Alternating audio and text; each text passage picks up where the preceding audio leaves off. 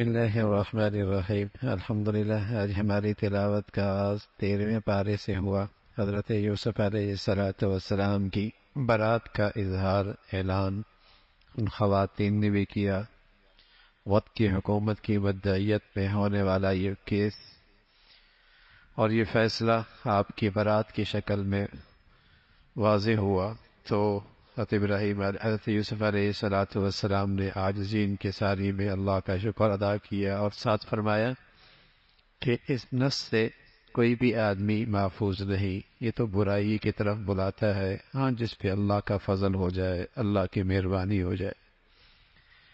پھر حضرت یوسف علیہ السلام نے وقت کے مصر کے بادشاہ سے کہا کہ اب یہ ذمہ داری میرے سپرد کر دے، اور یہ ذمہ داری عام طور پہ ذمہ داری لینی نہیں چاہیے، مانگنی نہیں چاہیے، لیکن جب لوگوں کی حکمت مصلحت اس میں ہو تو پھر وہ عہدہ قبول کر لینا چاہیے۔ حضرت یوسف علیہ السلام اس کے ذمہ دار بنے، گویا کہ آپ اس وقت کے وزیر خزانہ بنے، تمام معاشی ذمہ داریاں آپ کے سپرد ہوئیں، اور آپ نے بڑے حسن انتظام کے ساتھ یہ قحط کا وقت جسے کہیں کہ اس کے اندر اپنے انتظام سے اس میں کامیابی حاصل کی، اور آپ کو پھر وقت کے حکمران، اس کا مصر کا جو بادشاہ تھا اس کا انتقال ہوا، آپ مصر کے ذمہ دار بن گئے، تو آپ نے اناج کو ذخیرہ کر لیا تھا قحط کے زمانے کے لیے، تو دور دور سے لوگ آپ کے پاس آتے اناج لینے کے لیے، خریداری کے لیے، تو آپ کے بھائی بھی آئے کنعان سے، آپ کے بھائی بھی آئے، اور جیسے ہی بھائی آئے تو آپ پہچان گئے، لیکن انہیں خبر نہ ہوئی، اور ان سے ساری کارگزاری حالات پوچھے، انہوں نے بتایا کہ ہم 12 بھائی تھے، ایک بھائی جنگل میں ہلاک ہو گیا، اس کی وجہ سے والد کافی غمزدہ رہتے ہیں، تو چھوٹا بھائی ہمارا بنیامین والد نے اپنے پاس رکھ لیا، ہمیں مجبوری کی وجہ سے غلہ لینے کے لیے بھیجا ہے۔ حضرت یوسف علیہ السلام نے انہیں غلہ بھی دیا، اور اس غلے کی جو قیمت تھی وہ بھی واپس کر دی، انہیں پتہ نہ لگا، لیکن جب واپس پہنچے اور ساتھ یہ بھی کہا کہ آئندہ اگر اپنے بھائی کو بھی لے کے آؤ گے تو تمہیں ایک اونٹ غلے کا اور ملے گا۔ واپس گئے تو اپنے وقت کے اس بادشاہ کا حسن و سلوک کا تذکرہ کیا، اور جب اپنا سامان کھولا تو پیسہ بھی واپس تھا، تو بڑے خوشی کا اظہار کیا، ابا کی منتیں کی، ابا کو منایا کہ بنیامین کو بھی ہمارے ساتھ بھیجیں، غلہ ایک اونٹ اور بھی مل جائے گا۔ والد پہلے بڑے غم زدہ تھے، تکلیف میں تھے، کہا پہلے بھی میں نے تم پر اعتماد کیا ہے لیکن تم نے میرے اعتماد کو ٹھیس پہنچائی ہے، لیکن بچوں کا بہت اصرار بنیامین کو ساتھ لے دیا۔ جب حضرت بنیامین بھی اپنے بھائیوں کے ساتھ مصر آئے تو آپ نے موقع پا کے بنیامین کو تو بتا دیا کہ میں تمہارا بھائی یوسف ہوں، اور پھر مصر کا قانون یہ تھا کہ جس کے ہاتھ سے چوری پکڑی جائے اسی کو گرفتار کر کے اسے غلام رکھا جاتا تھا، تو آپ نے اسی ہیلے کے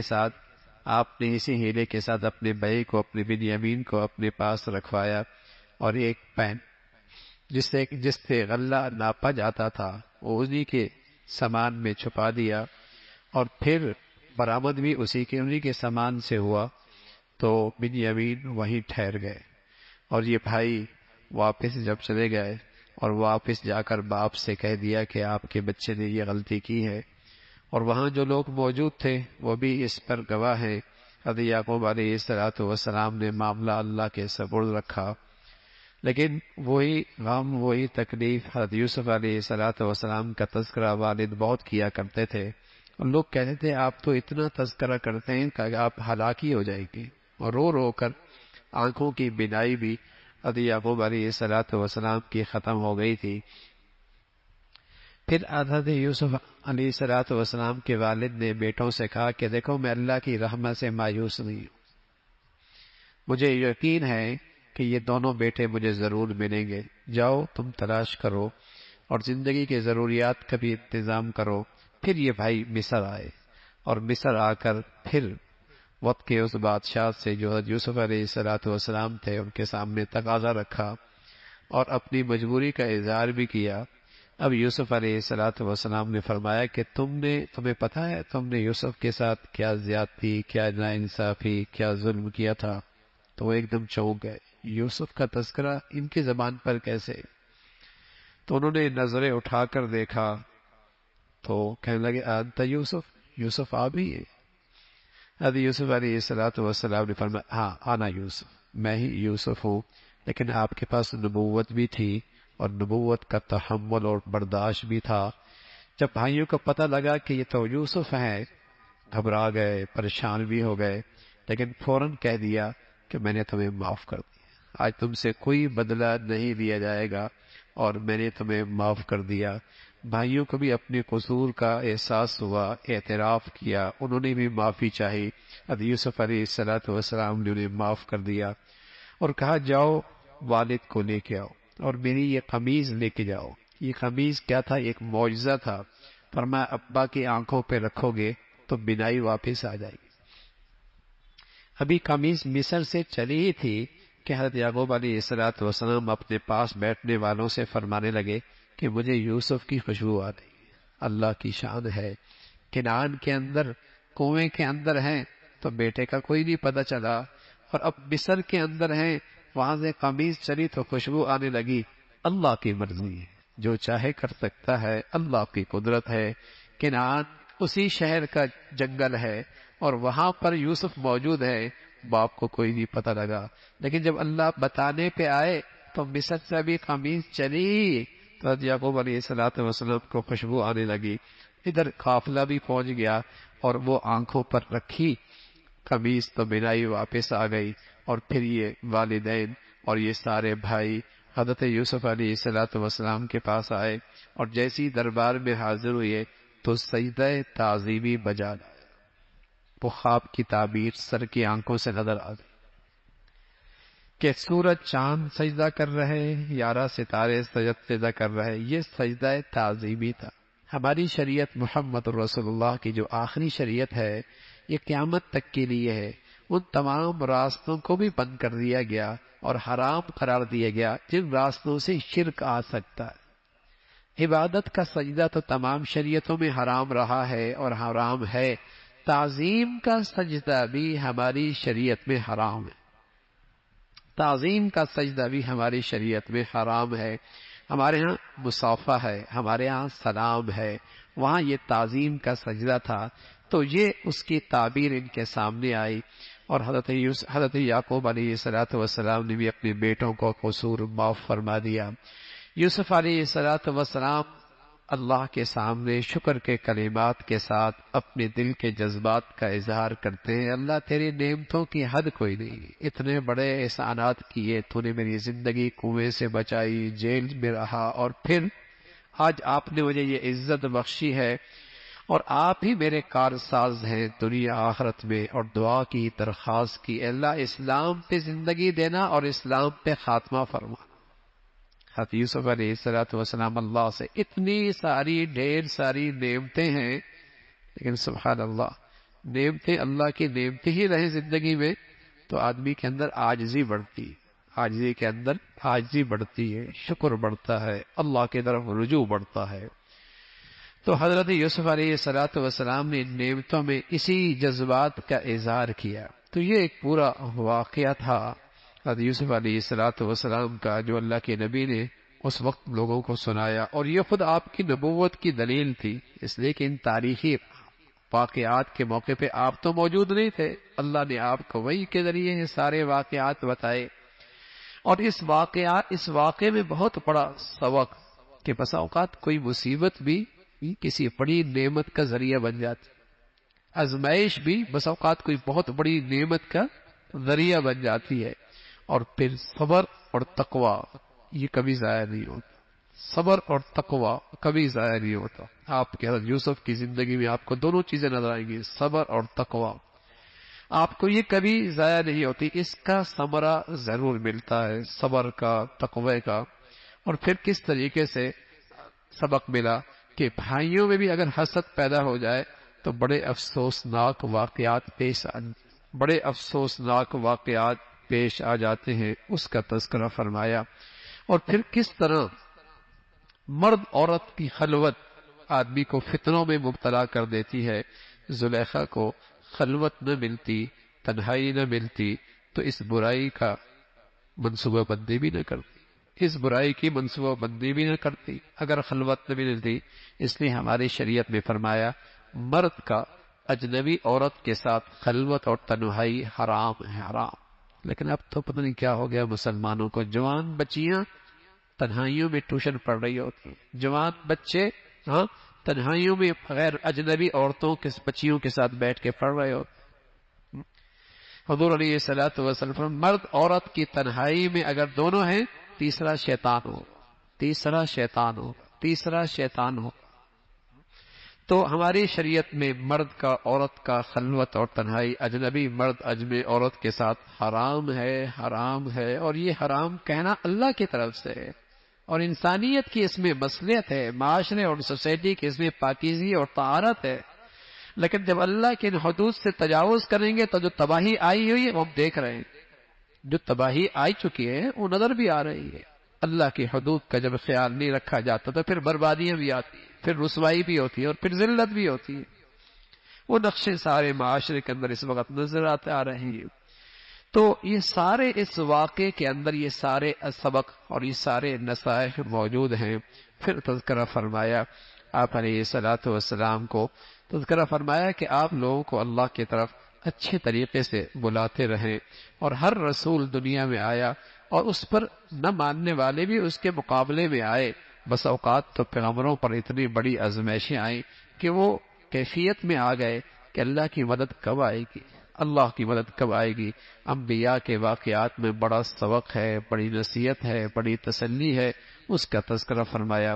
پھر سورہ رعد ہے، اللہ کی عظمت کا تذکرہ، توحید کا تذکرہ، زمین و آسمان کا یہ سارا نظام اور قدرت کے سارے شہکار کس طریقے سے زمین کے اندر سے اللہ مختلف نباتات پیدا کرتے ہیں، اس کی قدرت ہے.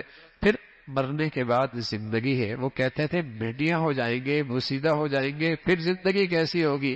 فرمایا جو اللہ رب العزت انسان کو پانی سے نطفے سے بناتا ہے اور ماں کے رحم میں جانتا ہے اور اللہ ہی جانتا ہے کہ بچہ ہے بچی ہے، اور اس قدرت کے اندر اللہ رب العزت اس کے سارے نقش و نگار اس اندھیرے کے اندر بناتے ہیں. یہ اللہ ہی قدرت ہے. اس کے لیے دوبارہ مارنے کے بعد زندہ کرنا کیا مشکل ہے. نفع نقصان کا مالک اللہ ہے. بتایا باطل بسا اوقات ابھرتا ہوا نظر آتا ہے لیکن وہ مٹ جایا کرتا ہے. حق سچ اگر ہو، حق سچ ہو تو غالب وہی ہوا کرتا ہے. لیکن آج باطل نے اہل حق کی اچھائیاں اختیار کر لی اور بدقسمتی سے اہل حق نے باطل کی گندگی اختیار کی. ورنہ باطل باطل پہ چلتا، ابھرتا ہوا نظر آتا، مٹ جاتا، اور حق والے حق پر ہوتے ضرور غالب آ جاتے. لیکن کیا کریں، باطل نے کچھ ہماری اچھائیاں اختیار کر لی اور ہم نے ان کی گندگیاں اٹھا لی، ہم نے ان کی گندگیاں اٹھا لی. پھر فرمایا عقل مند لوگ کون لوگ ہیں؟ جو اللہ کا عہد پورا کرتے ہیں اور اللہ کے وعدوں کو پورا کرتے ہیں، جن رشتوں کو اللہ نے جوڑنے کا حکم دیا ہے ان رشتوں کو جوڑتے ہیں. اس کا تذکرہ فرمایا اللہ سے ڈرتے ہیں، نماز قائم کرتے ہیں، اللہ کا دیا ہوا مال خرچ کرتے ہیں، برائی کا بدلہ اچھائی سے دیتے ہیں. یہ عقل مند لوگوں کی صفات ہیں. اور اللہ کے جن سے ناراض ہیں ان کی کیا عادات ہیں؟ وہ عہد توڑ دیتے ہیں. جن رشتوں کو جوڑنے کا حکم ہے اسے قطع تعلق رکھتے ہیں، زمین پہ فساد مچاتے ہیں. فرمایا رزاق اللہ ہے، جس کی مرضی جس کو جتنا دے. پھر فرمایا اللہ کی یاد میں، اللہ کے قرآن پر عمل کرنے میں دلوں کا اطمینان ہے. ان کی دنیا بھی اچھی ہے، آخرت بھی اچھی ہے. اللہ کے حبیب کو تسلی دی. اس سے پہلے بھی رسول آئے اور لوگوں نے ان کے ساتھ مذاق کیا، لیکن اللہ نے اہل تقوی کے لیے جنت رکھی ہے اور جنت کی نعمتیں رکھی ہیں. اس کا تذکرہ ہر پیغمبر دنیا میں آیا وہ بشر رہا ہے، اس کے بال بچے بھی رہے ہیں. کفار کہا کرتے تھے یہ کیسا اللہ کا رسول ہے کہ اس کے لیے تو معاشی ضروریات بھی ہیں، کھانے پینے کی ضروریات بھی ہیں، بال بچے بھی ہیں. فرمایا ہر رسول ان زندگی کی ضروریات کے ساتھ آیا ہے اور اس کے بال بچے رہے ہیں. اس کا تذکرہ فرمایا. پھر سورہ ابراہیم میں فرمایا اللہ نے آپ کی طرف کتاب اتاری ہے تاکہ دنیا کو اندھیروں سے روشنی کی طرف لے کے آئیں. اس کا تذکرہ فرمایا، پھر مختلف قوموں کا تذکرہ، پھر آخرت کا تذکرہ کہ نیکی کرنے والے کامیاب ہیں اور بدی کرنے والے ان سے شیطان بھی بیزاری کا اعلان کرے گا، شیطان بھی بیزاری کا اعلان کرے گا کہ ہم نے تو صرف وسوسہ ڈالا تھا اور تم برائی کرنے لگ گئے، شیطان بھی ان سے بیزار ہو جائے گا۔ پھر اللہ رب العزت نے بتایا کہ نیکی اور کلمہ طیبہ اس کی مثال پاکیزہ درخت کی طرح ہے جس کی جڑیں مضبوط ہیں، پھل بہت میٹھا ہے، اور کفر کی مثال اس درخت کی طرح جس کی جڑیں کمزور ہیں اور جس کا پھل بہت کڑوا ہے۔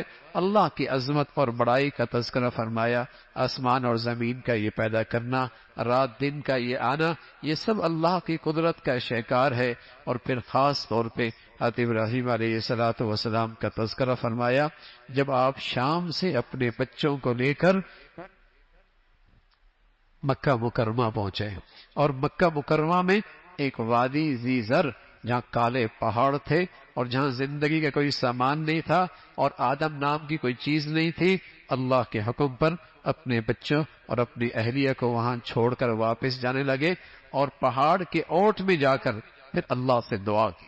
پھر اللہ کا حکم تھا اپنے بچے کو اور اپنی اہلیہ کو وہاں چھوڑ دو، اور جب چھوڑ کے جانے لگے تو اہلیہ پوچھنے لگی کیوں چھوڑ کے جا رہے؟ خاموش۔ پھر پوچھا کیوں چھوڑ کے جا رہا ہے؟ پھر خاموش۔ جواب کا حکم تھا خاموش رہنا۔ اس خاتون نے کہا اللہ امرک، یہاں چھوڑنے کا حکم تمہیں اللہ نے دیا ہے؟ تو حضرت ابراہیم علیہ السلام نے ہاں میں سر ہلایا۔ جیسے ہی ہاں میں سر ہلایا تو وہ خاتون فوراً کہنے لگی اذا لا یضیعنی، اگر اللہ کا حکم ہے نا اللہ ہمیں ضائع نہیں کرے۔ کیا ایمان ہے، کیا یقین ہے، کیا اللہ پر اعتماد ہے۔ ہاں چھوٹا سا مشکیزہ ہے اس میں پانی ہے، چھوٹا سا تھیلا ہے اس میں کھجوریں ہیں، دودھ پیتا بچہ ہے اور ماں ہے، اور اس وادی کے اندر اکیلے زندگی کیسے گزرے گی؟ لیکن جب یہ خیال آیا کہ اللہ کا حکم ہے تو اللہ کی حکم کی تعمیل میں ہلاکت نہیں ہے، نجات ہے، ناکامی نہیں ہے، کامیابی ہے۔ یہ یقین آ جائے نا آج اللہ کا ہر حکم پورا کرنا آسان ہو جائے۔ آج مسلمان گھبراتا ہے دین پہ چلیں گے تو کہیں ایسا نہ ہو زندگی مشکل ہو جائے۔ دین زندگی مشکلات کے لیے نہیں آیا، دین تو زندگی سے مشکلات ختم کرنے کے لیے آیا۔ دین ذلت دینے کے لیے نہیں آیا، عزت دینے کے لیے آیا۔ دین ناکامی کے لیے نہیں آیا، کامیابی کے لیے آیا۔ لیکن اعتماد ہو، اللہ پر اعتماد ہو تو اس کے حکموں کی اہمیت ہو۔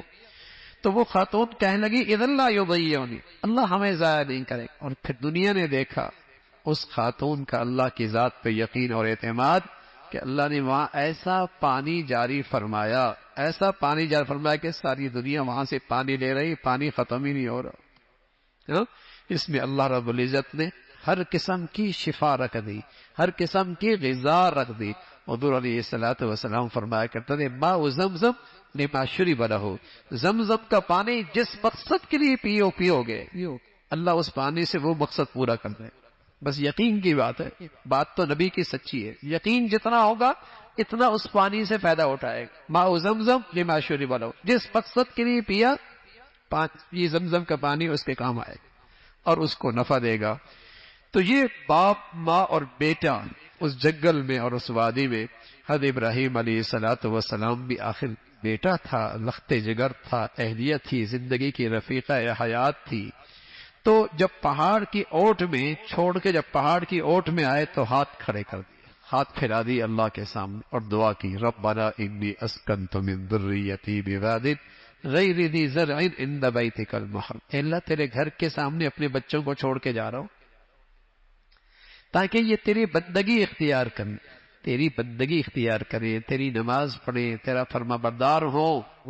ہاں ان کی معاشی ضرورت بھی پورا کرنا آپ کا کام ہے، ان کی معاشی ضروریات کو پورا کرنا بھی آپ کا کام ہے تاکہ یہ تیرے شکر گزار رہے۔ یہ ہے ایک باپ کی دعا اپنی اولاد کے لیے، اور یہ ایک فکر ہے ایک باپ کی اپنے گھر والوں کے لیے، یہ ایک فکر ہے ایک گھر کے سربراہ کی اپنے گھر والوں کے لیے۔ کیا فکر ہے؟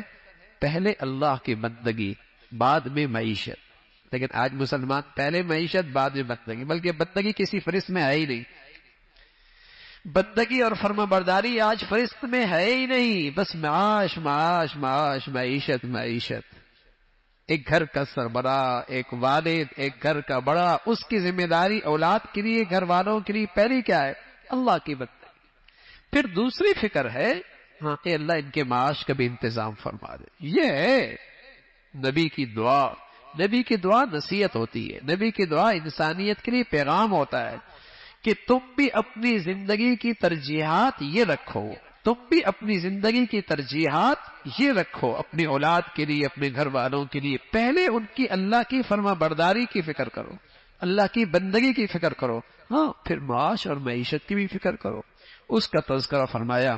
ابراہیم علیہ الصلوۃ والسلام کی دعائیں ہیں، اپنے لیے کی اور تمام ایمان والوں کے لیے کی۔ پھر اللہ رب العزت نے فرمایا کہ دنیا میں میرے نافرمان بھی ہیں اور ظالم بھی ہیں، لیکن یہ نہ خیال کریں کہ اللہ رب العزت ان سے غافل ہیں، سب اللہ دیکھ رہا ہے، لیکن اللہ انہیں ڈھیل دیتا ہے، پکڑیں گے، اللہ پکڑیں گے۔